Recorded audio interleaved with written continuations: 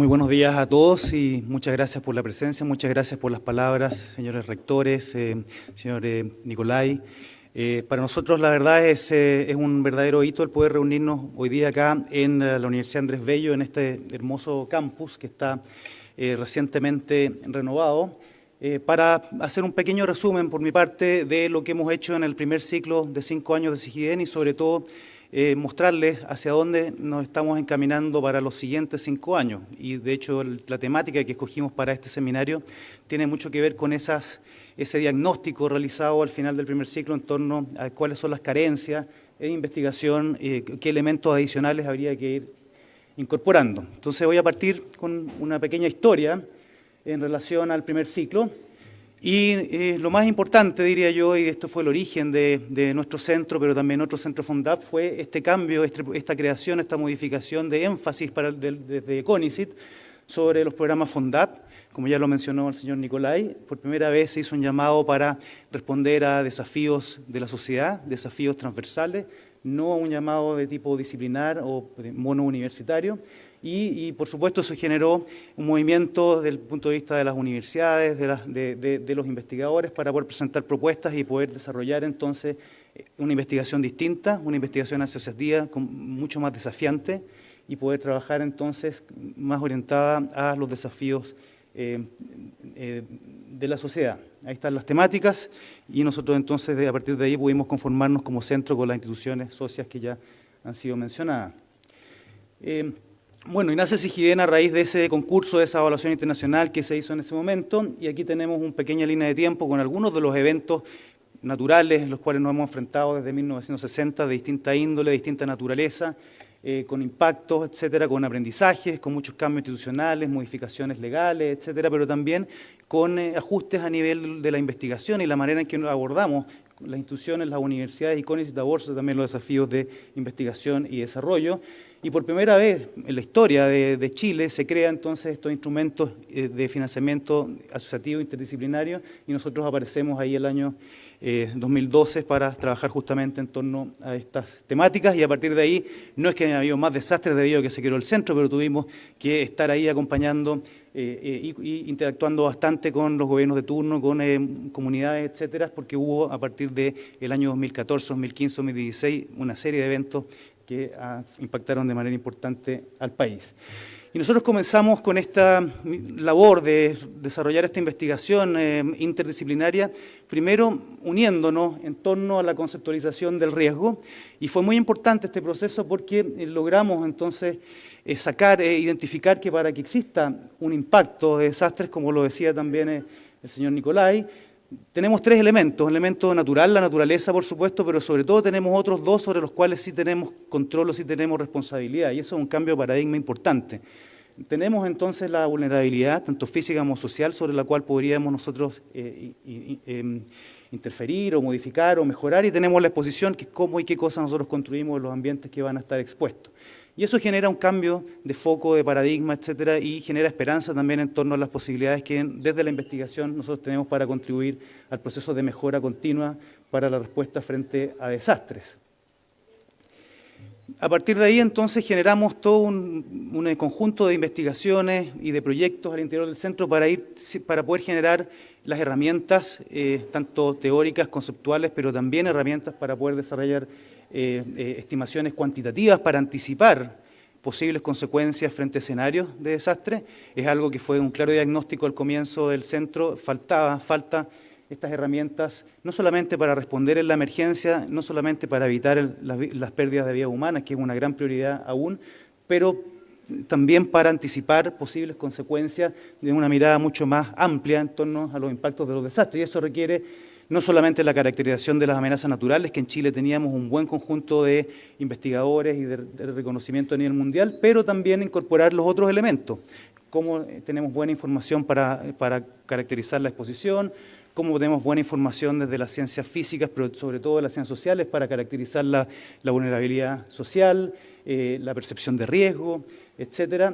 y cómo podemos llegar a transformar este conocimiento en estimaciones que puedan servir para la toma de decisiones a través de las estimaciones de daño, por ejemplo, o las modificaciones que podemos incorporar para mejorar la respuesta de la sociedad. Entonces, todo este conjunto, esta orientación, esta gran orientación en torno al riesgo permitió entonces ir desarrollando investigación, ir uniéndola en torno a este gran objetivo que era generar estos conocimientos y estas herramientas para poder llegar a tener estas estimaciones a disposición de las autoridades y a la disposición también del país.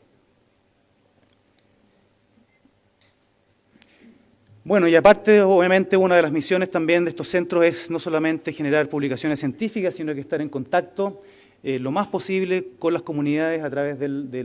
la diseminación del conocimiento, seminarios, ferias científicas, interacción con colegios, diálogos con comunidades afectadas. Tuvimos muchos diálogos muy interesantes, bidireccionales en distintas instancias, también luego de eventos de desastres.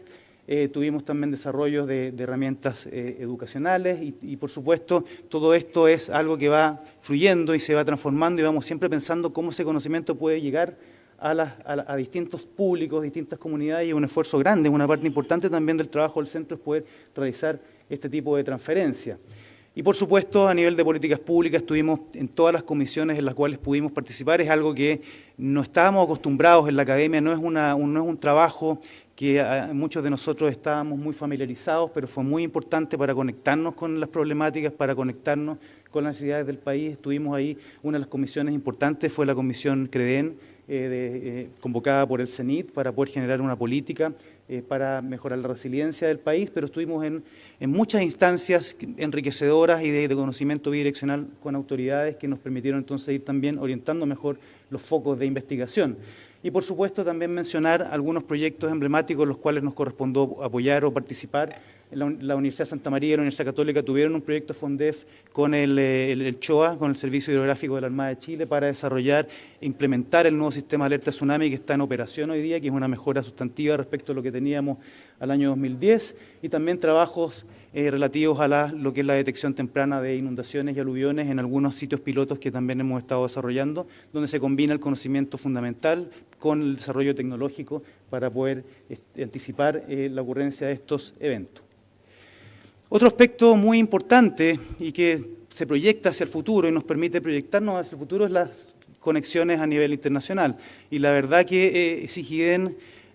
gracias al programa FONDAP, ha aparecido en la escena internacional. En distintas instancias formamos parte de redes de investigación en resiliencia, en desastres a nivel global. Somos invitados a estas instancias. Hoy día tenemos una muestra de 2 destacados investigadores internacionales que nos visitan y que están interactuando con nosotros, y la verdad que aquí también ha sido un esfuerzo enorme, muy importante, y nos hemos dado cuenta que esta temática es muy relevante no solamente para Chile, para el país, para todo el mundo, distintos países, y que Chile tiene también una experiencia interesante que contar desde la investigación y, por supuesto, de la experiencia práctica también. Entonces, mucha colaboración internacional, mucho intercambio,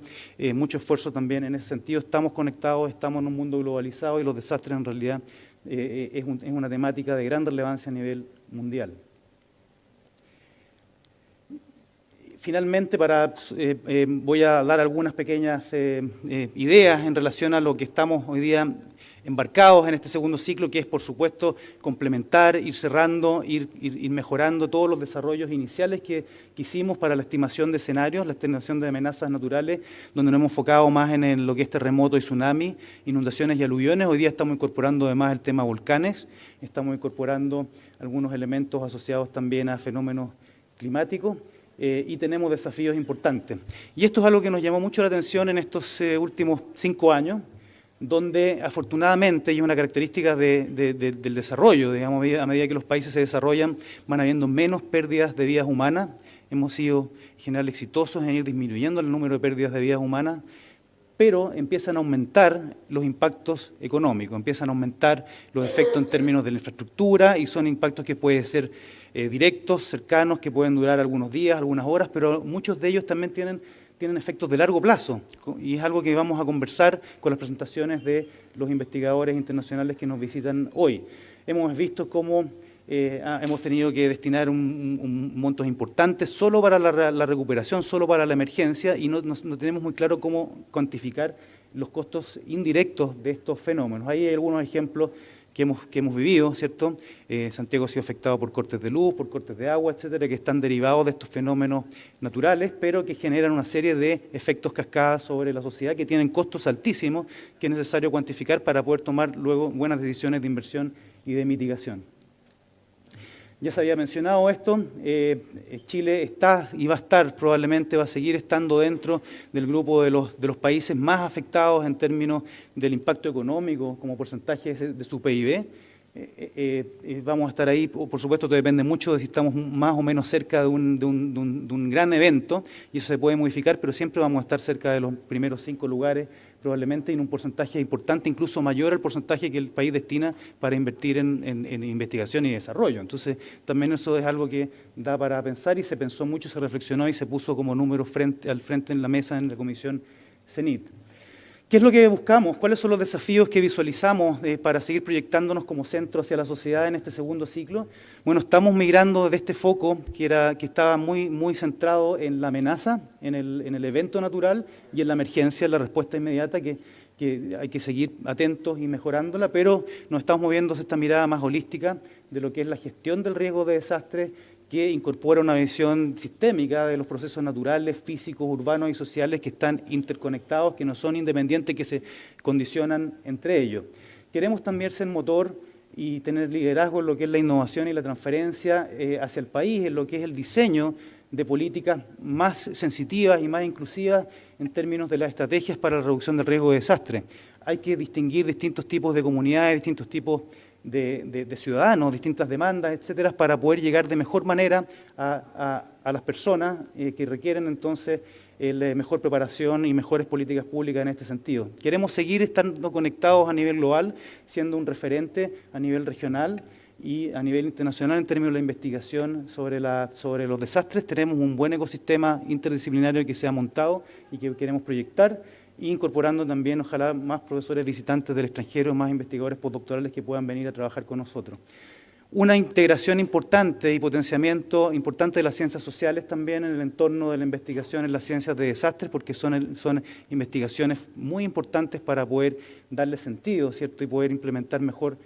las políticas y las tecnologías también que podemos imaginar desde el lado más ingenieril, y yo soy ingeniero civil, importante, y hemos querido también reforzar aspectos relacionados con las ciencias sociales y su conexión en este ciclo de la gestión del riesgo. Y por supuesto también generar algunas plataformas académicas que puedan ser compartidas en el futuro, puedan ser abiertas para poder desarrollar investigación y escalar la investigación que estamos pilotando dentro de CIGIDEN hacia otros investigadores, otras unidades, etcétera, y en eso estamos también como objetivo para el segundo ciclo, poder tener entonces estas plataformas abiertas que podríamos compartir con información, con acceso a recursos, con acceso a algunos modelos que se puedan compartir para poder, muy importante, incluyendo la dimensión socioeconómica, y ese es uno de los elementos nuevos que hemos estado incorporando y queremos incorporar hacia el segundo ciclo. Este es el cambio también de mirada. Ahora esta es una figura donde tenemos en el eje horizontal el tiempo y en el eje vertical el nivel de servicio de un sistema o un elemento. Tenemos como en el circulitos que aparecen ahí es un terremoto, por ejemplo, o una inundación que genera una caída drástica de servicio en una red eléctrica, en una red de agua.